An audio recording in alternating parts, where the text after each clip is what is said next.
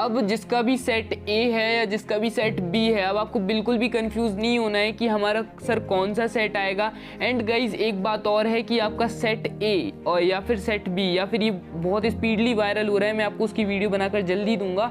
And वो मुझे भी रियल लग रहा है, लेकिन अभी इसका कंफर्मेशन कंप्लीट नहीं हो पाया। एंड यूट्यूब पर भी वो लोग वीडियोस डाल रहे हैं, 2-3 यूट्यूबर ने डाले हैं, छोटे यूट्यूबर हैं, उनके मतलब 200-300 सब्सक्राइबर्स, तो उन्होंने डाले हैं। तो जब मैंने चेक किया, बोले मतलब उन्होंने मुझे कांटेक्ट किया कि सर ये देखिए हमारे पास रियल पेपर आया है, तो इसका क्या कुछ है तो आप प्लीज़ बता दो।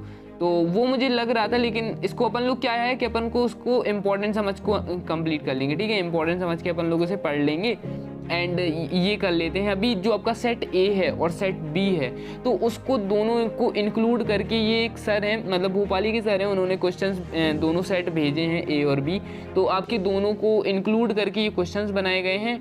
अब सेट के अंदर भी सेट है आपके करीब, हमारे पास 6 सेट आए हैं सेट ए और बी मिला के, तो अब 6 सेटों के क्वेश्चन आंसर भी बहुत सारे होंगे, तो वीडियोस भी थोड़ी सी ज़्यादा आएंगी पहले के मुताबिक। तो क्योंकि सेट है ना, तो आप लोग देख सकते हो ना, वीडियो ज़्यादा बड़ी वीडियोस नहीं रहेंगी, 10-11 मिनट तक की वीडियो रहेंगी, तो आप लोग जल्दी जल्दी देख लिया करो। एंड अभी इस टाइम पर वीडियो ज़्यादा अपलोड नहीं करेंगे तो कब करेंगे यार, क्योंकि अभी एग्ज़ाम टाइम है, तो अभी तो जितना ज़्यादा वीडियो अपलोड करें तो उतना ही सही है, क्योंकि आप लोगों को जितना ज़्यादा क्वेश्चन आंसर याद करोगे उतना ही अच्छा रहेगा, ठीक है। ये क्वेश्चंस दोनों सेट में पूछे गए हैं। एंड जो स्टैंडर्ड क्वेश्चंस आने वाले हैं, स्टैंडर्ड क्वेश्चंस आ रहे हैं, क्योंकि अभी सीधे सीधे क्वेश्चन नहीं पूछ रहे। अगर आपसे पूछेंगे विलियन किसे कहते हैं, आपकी कोचिंग में लिखाया गया है, अब इसके घटक लिखिए, ये कोचिंग में नहीं लिखाया गया होगा, है ना, ये आपने अभी पढ़ा होगा।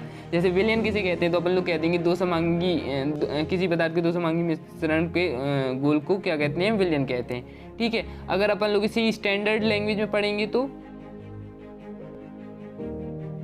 मतलब इसका स्टैंडर्ड लैंग्वेज में आपका कुछ ऐसा हो जाएगा, जैसे 2 या 2 से अधिक पदार्थों का समांगी मिश्रण होता है जिसका संगठन कुछ सीमाओं तक परिवर्तित किया जाता है। इसे आप लोग इजी फॉर्म में ऐसे लिख सकते हो कि 2 या 2 से अधिक पदार्थों के समांगी मिश्रण को हम क्या कहते हैं, विलयन कहते हैं। सिंपल ऐसे ही लिख देना, ठीक है, लेकिन स्टैंडर्ड कुछ अलग रहते। अब इसके घटक पूछ लिए तो आप लोग घटक में क्या लिखोगे, तो इसके घटक पता है आपको क्या होते हैं, नहीं पता ना, तो इसके घटक होते हैं विलायक एंड विलेय।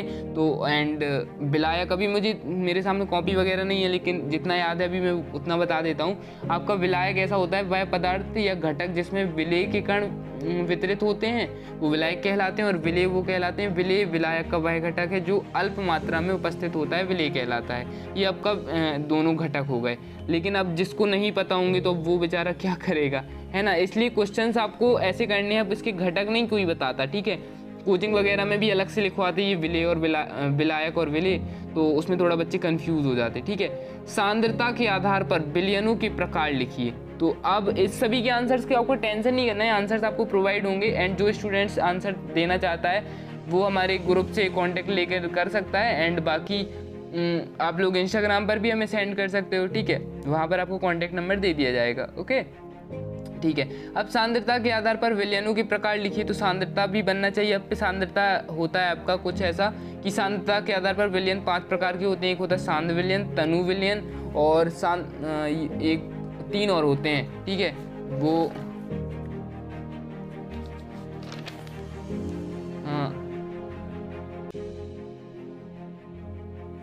आपका हो जाता है। फिर इसका 4th हो जाता है आपका संतृप्त विलयन, फिर हो जाता है असंतृप्त विलयन, एक और हो जाता है अति संतृप्त विलयन। तो वो आपको कंप्लीट कर लेना, ठीक है। विलयनों की सांद्रता व्यक्त करने के लिए निम्न को समझाओ, यानी कि समझा, वो गलत लिख गया था, मैं पढ़ भी वैसे ही रहा था यार, ठीक है। यहाँ पर हमें ये क्वेश्चंस आप लोग जल्दी से इसके आंसर्स लिख लेना। एंड शाम तक वीडियो आएगी आंसर्स के साथ 2 मार्क्स प्लस 3 मार्क्स वाले क्वेश्चन एंड 4 मार्क्स वाले क्वेश्चंस की वीडियो अलग आ जाएगी, तो आप लोगों से कंप्लीट कर लेना। ये दोनों सेटों का कॉम्बिनेशन है, यानी कि दोनों सेटों का मिक्सचर है, कॉम्बिनेशन बोल सकते हो या बिलियन बोल सकते हो, ठीक है, 2 या 2 से अधिक समांगी, ठीक है, तो इसे बिलियन भी बोल सकते हैं इस पेपर को, ठीक है। अब उसके बाद हमें क्या करना है कि यहाँ पर हमारा नेक्स्ट क्वेश्चन है, विलयनों की सांद्रता व्यक्त करने के लिए निम्न को समझाइए, ठीक है। उसके बाद पीपीएम में सांद्रण से आप क्या समझते हो, इसका सूत्र लिखिए। तो पीपीएम में सांद्रण वही होता है अपना पार्ट्स प्रति मीटर, है ना, और इसका सूत्र लिख देना है और क्या समझते हैं हम इससे वो भी लिख देना है। उसके बाद हमारा नेक्स्ट क्वेश्चन आ जाता है हेनरी का नियम तथा इसके अनुप्रयोग लिखना है। तो हेनरी का नियम तथा इसके अनुप्रयोग लिख देंगे हम लोग।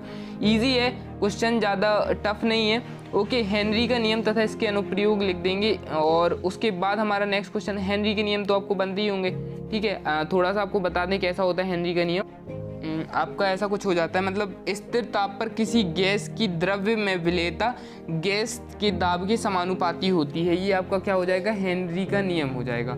और इसके आप लोगों को अनुप्रयोग भी लिखने हैं, तो हेनरी के नियम के अनुप्रयोग अलग से लिखवाए जाते हैं, तो वो आप लिख लेना, ठीक है। आप अकेला हेनरी का नियम बस याद नहीं कर लेना, ठीक है। इसमें आपका जो वो आ जाता है हमारा m = kp, है ना, इसका एग्जाम्पल आ जाता, वो सॉल्व आ जाता है आंसर, ठीक है। फिर इसके बाद हम लोग बात करते हैं नेक्स्ट क्वेश्चन, जो कि आता है हमारा राउल्ट का नियम, मोस्ट इम्पॉर्टेंट क्वेश्चन, ठीक है। अब राउल्ट का नियम तो पूछ जाएगा, इसके किसी विलयन के निष्पक्ष का सूत्र लिखिए, ठीक है। अब गाइज अगर जो स्टूडेंट्स इसके जल्दी से जल्दी आंसर लिख सकता है तो यार प्लीज़ लिख के भेज देना, क्योंकि हमें टाइम लग जाएगा 2 से 3 घंटे आंसर्स निकालने में, फिर 1 से 2 घंटे वीडियो अपलोड करने में, तो टाइम लग जाएगा। इसलिए जो स्टूडेंट्स अगर जल्दी लिख लेता है, मैं बाकी और वीडियोस की तैयारी कर लूँगा, बिकॉज केमिस्ट्री का एग्ज़ाम बहुत अच्छा जाना चाहिए, ठीक है। क्योंकि फिजिक्स के एग्ज़ाम में ज़्यादातर बच्चे डिमोटिवेट हो गए, तो ठीक है, वो अपन को हो गया जो होना था। ओके, अगर आप लोग पूरी वीडियोस अच्छे से देखते तो सिर्फ 2 क्वेश्चन नहीं आए थे, वही न्यूमेरिकल वाला, एक और अलग था, क्या होता है वो वाला कुछ था करके, है ना। हेनरी का एक नियम पूछा था शायद तक, वो 2 क्वेश्चन बस नहीं आए थे, बाकी पूरा पेपर आया था आपका। ट्रांसफॉर्मर ले लो, डायनेमो ले लो, कहीं से भी, मतलब गॉस प्रमेय कर लो, कोई भी क्वेश्चन ले लो, सभी आए थे, ठीक है। वो एवरेज वाला क्वेश्चन, वो पूरे सभी आए थे, लेकिन आपने, और ऑब्जेक्टिव भी पूरे फंसे थे, है ना। जो हमने एक पेपर दिया था, मतलब जो वायरल हो रहा था, उसी के पूरे ऑब्जेक्टिव आए थे। अभी भी एक पेपर देंगे जो वायरल हो रहा है, उसके भी ऑब्जेक्टिव आपके आ सकते हैं, ठीक है। तो जितनी वीडियोज़ आए आपके लिए, तो उतने ही अच्छा क्वेश्चन निकालते जाओ आप लोग, ओके, और कंप्लीट करते जाओ।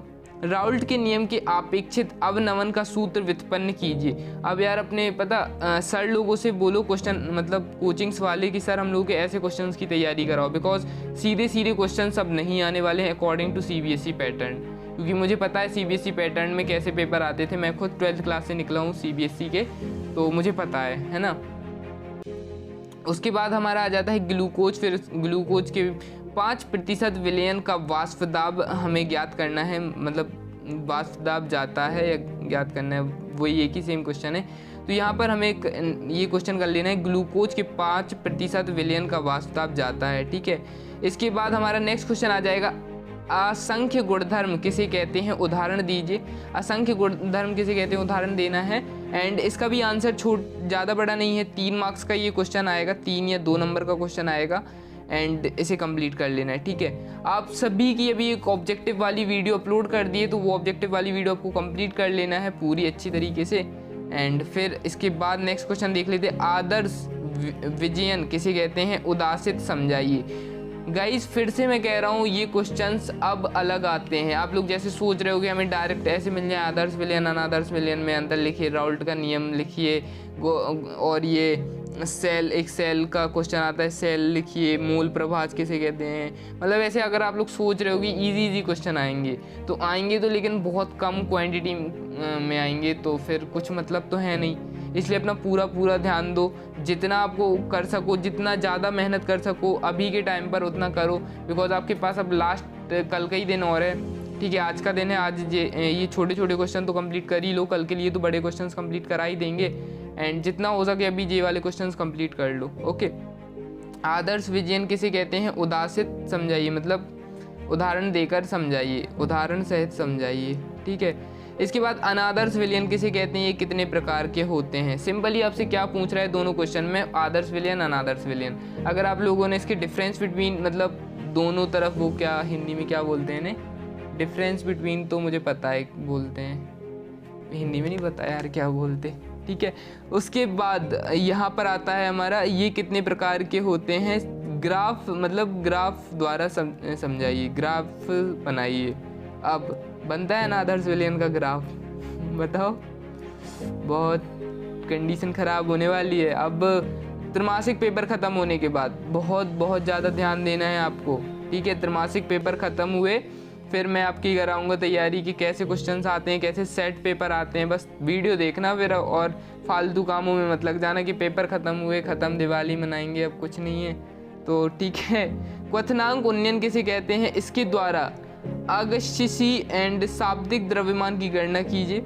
ठीक है, यहाँ पर हमारा फिर नेक्स्ट आ जाता है हिमांक अवनमन किसे कहते हैं? इसके द्वारा आवासशील आणविक द्रव्यमान की गणना कीजिए। अगर हमारा सिंपल इतना क्वेश्चन पूछते हिमांक में अवनमन किसे कहते हैं तो बन जाता। अब इसके द्वारा आवासशील आणविक द्रव्यमान की गणना करना है। सर ये क्या सिस्टम है? यही फिजिक्स में हमारा पूरा नंबर कटता था, यही हर चीज़ में नंबर कटता था। अब बहुत डाउन हालत है, पूरे आपकी डाउन हालत नहीं है ऐसा गाइस। एमपी में आप लोग कमेंट्स तो पढ़ते ही होंगे, एमपी में सभी की ऐसी हालत हुई है।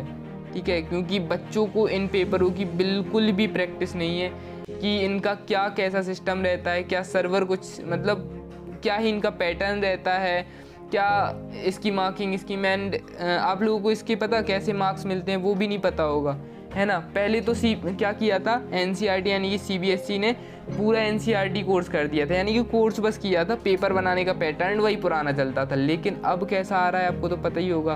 पहले तो सिंपल रहता था कि सिंपल पूछ लेंगे, अब तो बच्चों को अगर पेपर नहीं दिए जाए तो दिक्कत होगा। परासरण दाब एवं परासरण दाब में क्या अंतर है? ठीक है, दोनों परासरण अलग पूछा है, इसमें दोनों अलग कर दिए। ठीक है, परासरण देता विसरण में अंतर लिखिए। ओके, ये है। उसके बाद हमारा यहाँ पर पीडीएफ ख़त्म हो जाती है एंड इसके आंसर्स आपको करने हैं। दोनों सेट के क्वेश्चन थे, थोड़ा बहुत मिसप्रिंट हो गई इसमें, एंड वो सब तो एडजस्ट कर ही लोगे यार। ठीक है, यहाँ पर हमें इतने क्वेश्चंस कंप्लीट करने हैं और उसके बाद जो भी होता है फिर देखा जाएगा। और इसके बाद हम 2 मार्क्स और 3 मार्क्स वाली वीडियो ला रहे हैं, वो देखना बहुत इंपॉर्टेंट है, तो सभी वीडियोज़ को देखना। एंड आई होप ये वाली वीडियो पसंद आई होगी। पसंद आई तो प्लीज़ वीडियो को लाइक कर देना और चैनल सब्सक्राइब कर देना, नोटिफिकेशन ऑल पे कर लो, बिकॉज एक रियल पेपर आ रहा है जो भी वायरल हो रहा है। Okay guys, bye bye.